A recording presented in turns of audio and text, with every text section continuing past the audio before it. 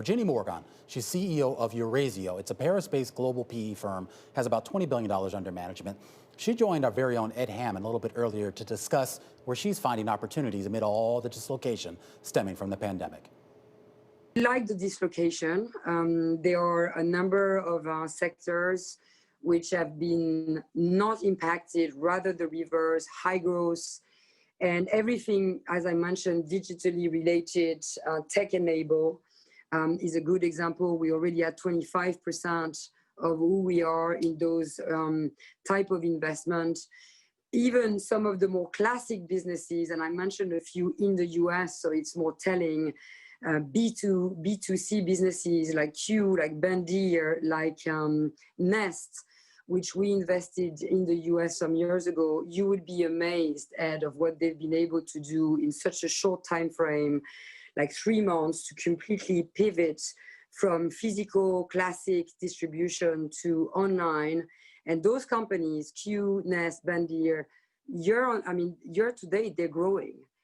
I was amazed of how those CEOs have been able to react, pivot completely, and this is here to stay. So those sectors, those models, companies which can become digital and access directly their clients, that's where I have interest for in terms of deal flow.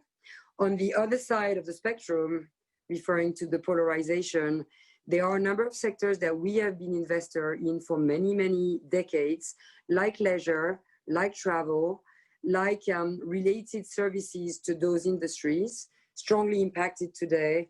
There's no reason on the long term that it doesn't rebound. So I'm looking actively into those companies as well. And an interesting feature of this market has been the emergence of a new, or not new, but at least a boom in SPACs. We've seen a lot of companies going public via that means. When you look at what's going on there, do you see it as competition? Do you see it as something potentially that you could do as Eurazeo, or would that put you in conflict with your LPs? Okay, I don't see it as competition because, as you know very well, profile of companies which can go public and the one that you would rather retain private are very different.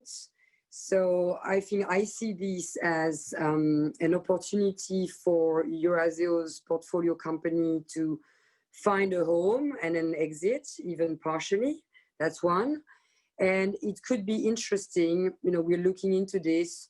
Not a big scoop, this is happening as we speak, to be raising additional resources in the US in particular, in a very dedicated approach, either sector or European approach, bringing European companies to a US SPAC, which could be interesting and certainly not creating, at least for us, some conflicts with my LPs and my current investment strategies.